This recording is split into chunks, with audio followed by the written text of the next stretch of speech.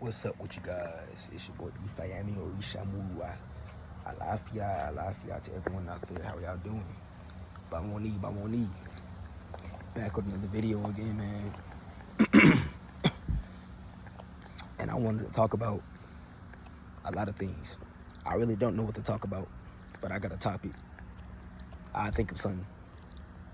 I'll let y'all know when I got something I want to talk about right now. So, yeah. I'm gonna just walk and talk with y'all. Just rabble with y'all for a minute before I talk about something serious. So, look.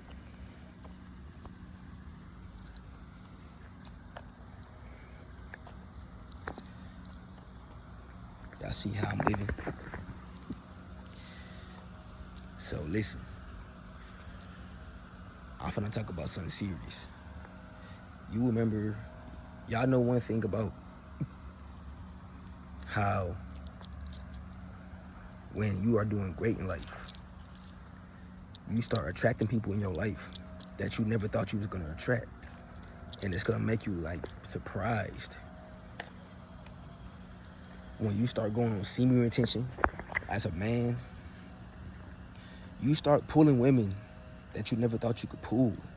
It ain't even about the women. It's just about the fact that you just more protected and you more surrounded by people who you can relate to, instead of you being surrounded by people who don't have any relationship with you.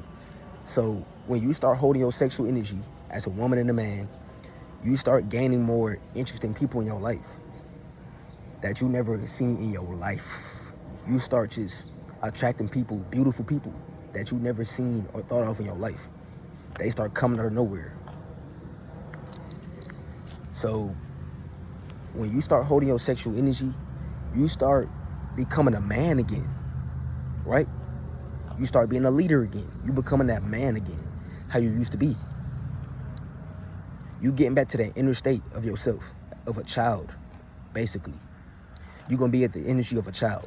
So when you start protecting your energy and you start saying no to certain people, certain females, if a woman come out of nowhere, ask you, can you smash her and all that? Say no. Say no, my baby, I don't want to smash. No, my shawty, I'm good. I don't want to smash. She gonna look at you and she gonna be upset. So what? Protect your energy at all costs. Don't be smashing any men. Don't be smashing any women out here. Women, don't be getting smashed by men. Protect your energy. For my fellas, don't be smashing these hoes out here, man. These men. Don't be smashing these hoes out here, bro. All these women out here. Protect your energy. You gotta protect your aura. And if you gonna smash one of these women, don't nut. Because as soon as you skeet, all your energy is going. All of them superpowers, all of them spiritual superpowers are going. As soon as you nut, all of that energy that you had on semen retention is gone. All them superpowers gonna be gone. Notice how I said superpowers. It's spiritual superpowers. You get real superpowers when you hold your sexual energy. YouTubers talked about this already. Now I'm talking about it. A lot of content creators, I'ma say, have talked about this already. About semen retention, how it make you get spiritual powers and all that. That's real. So, your voice get deeper, all type of stuff. You're gonna get a deep voice. All type of good things gonna happen to you. You're gonna increase height, all type of stuff. Your hair gonna grow faster. Your hair gonna be stronger. Your roots gonna be stronger, healthier. You're gonna be looking like a snack. Now, when you nut, you're gonna go from looking like a snack to looking like a pile of doo-doo, a pile of shit. So, I advise y'all niggas to hold your sexual energy. It benefits you in tremendous ways. Another topic that I wanted to talk about. So, I'm gonna talk about the story of Babalu Ayet. Since today's his day of the week. Today's Wednesday, which is Oya and Babalu Ayet's day of the week, which is the day of change and healing.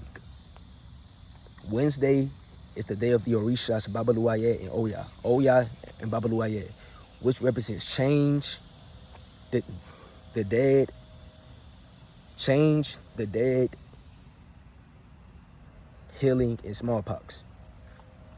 Oya, Oya is the Òrìsà of change and of the dead. And Babaluaye is the Òrìsà of healing and smallpox. And today is the day today, Wednesday, which is why I'm wearing the colors. So you have to understand, bro. When you start talking about Isheshe, Ifa, you have to be quiet. You cannot speak on this. Nobody should know about your life. When you talk about something spiritual, anything that's sacred, aka spiritual, must be kept a secret. If you talk about anything spiritual, keep it secret. So you have to start realizing who you are. You're not normal. You're a powerful person. Once you understand how powerful you really are, you would look at life totally different. You wouldn't even look at life the same anymore. If you actually knew how powerful you were, you probably would look at life how I'm looking at it. All glorious and all that. Because I'm spiritually awakened. When you are spiritually awakened, you start experiencing things that you never experienced before. When you were asleep. Now that you awaken spiritually, instead of you being asleep like a bot spiritually, you awaken spiritually. Instead of you being an NPC program in the Matrix, you actually conscious of what's going on. And then you start experiencing like honey. So when you wake up spiritually, your life will change into a honey-filled life. Literally. So get ready. And I'm gonna talk about the story of Babaluaye. So one day, Babaluaye was being teased by some of the Òrìsàs because of how he looked. Because Babaluaye was a man, he had on all this wood and stuff. I forgot what it's called. Some wood and wool something. And he was covered up in it. And he had a crown full of that stuff.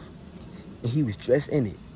And one of the Òrìsà pulled his crown, pulled his thing to the side, and they seen how he looked. And he didn't look pleasant at all. And they started laughing at him, teasing him because of that, because of his looks. And Babaluaye got so angry, he got so chaotic, he whipped up a potion. He made a potion, whipped it up, and guess what was inside the potion? Diseases and smallpox. So he made a potion of diseases, like mixed diseases, mixed up with each other, all mixed up with diseases and smallpox. So he mixed all them viruses and diseases up, and he put it on each Òrìsà. He started throwing it on the Òrìsàs. All the ones who were bullying him, he threw it on all of them. And then they all were getting sick and diseases and all that. And of course, he healed them. He felt bad for them. So later on, Babaluaye healed them. He started healing them because he's the Òrìsà of healing too and doctoring. Babaluaye, he's a doctor Òrìsà. So he's the Òrìsà of healing and all that. So he did heal them and restored them back to health later on. And that's the story. Okay, the story of Oya. So one day, Òrìsà Oya was playing with her giant stick or her giant sword that Ogun gave her.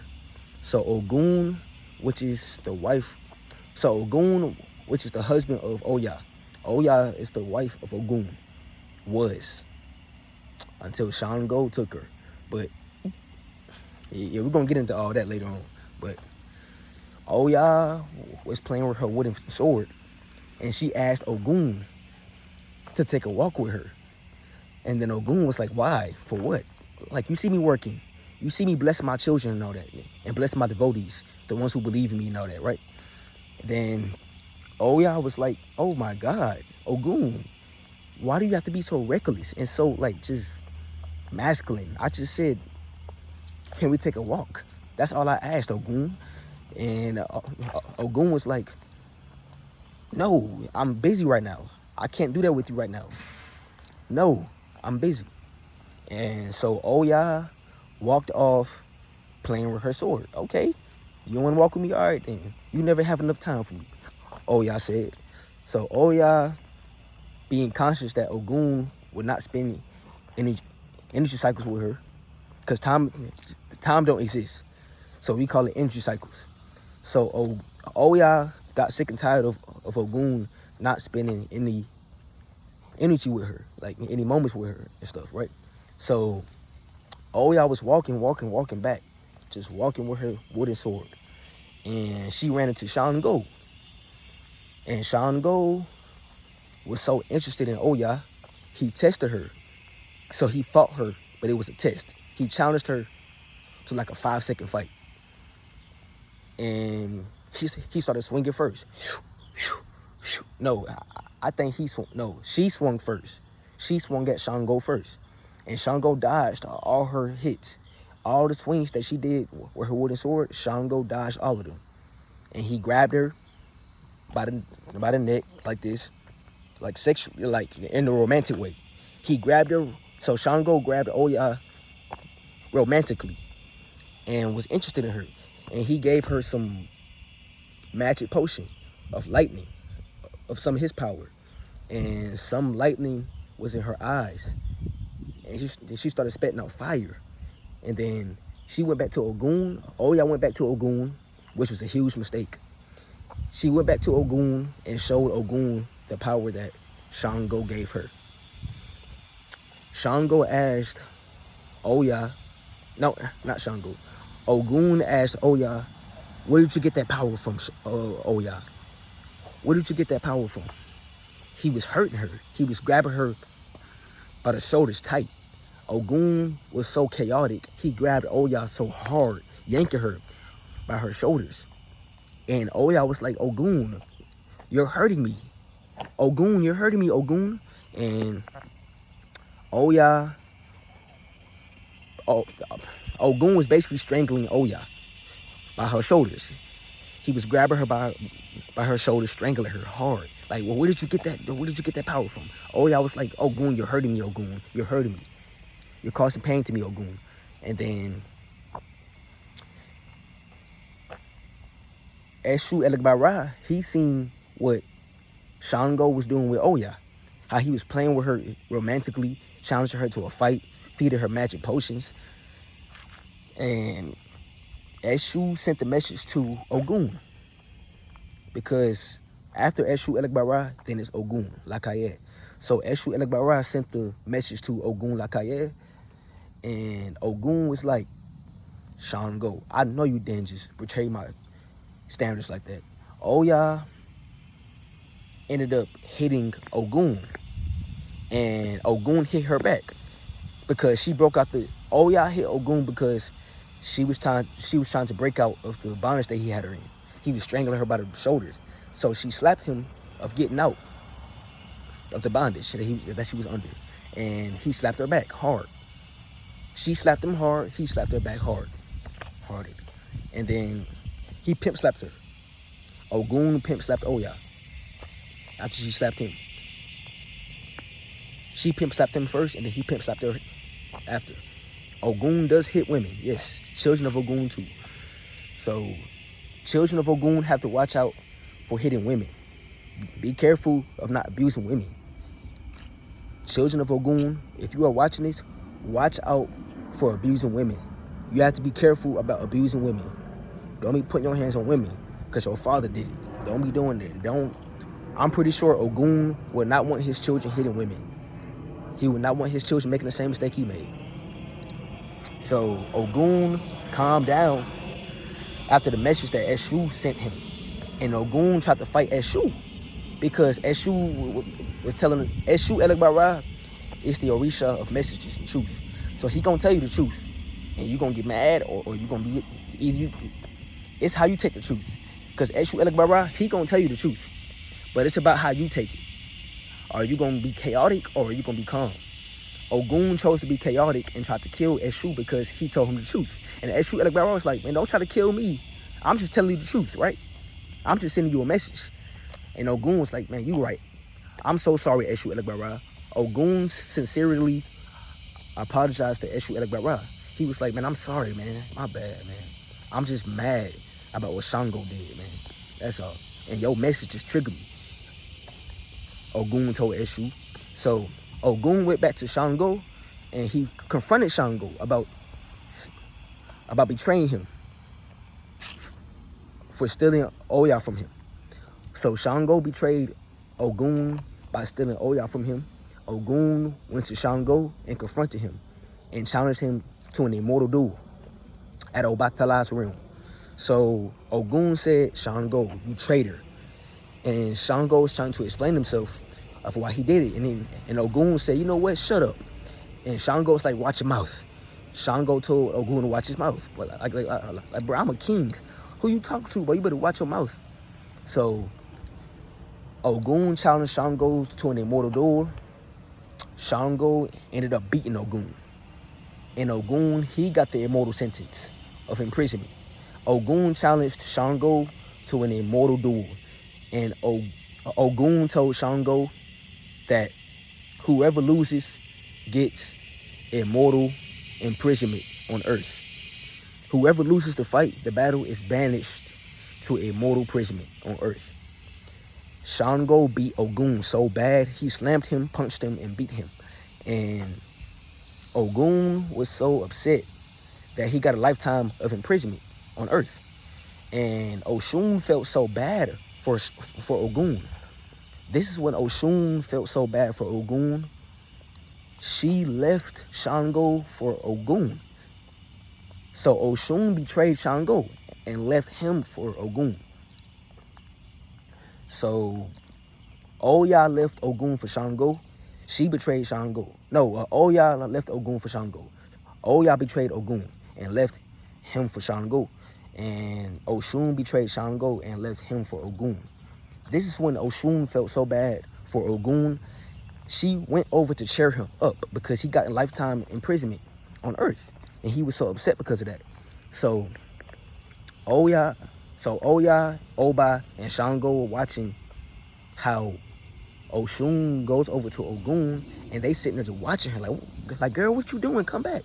And Shango tried to say, no, hey, sweetheart, hey, Oshun, come back.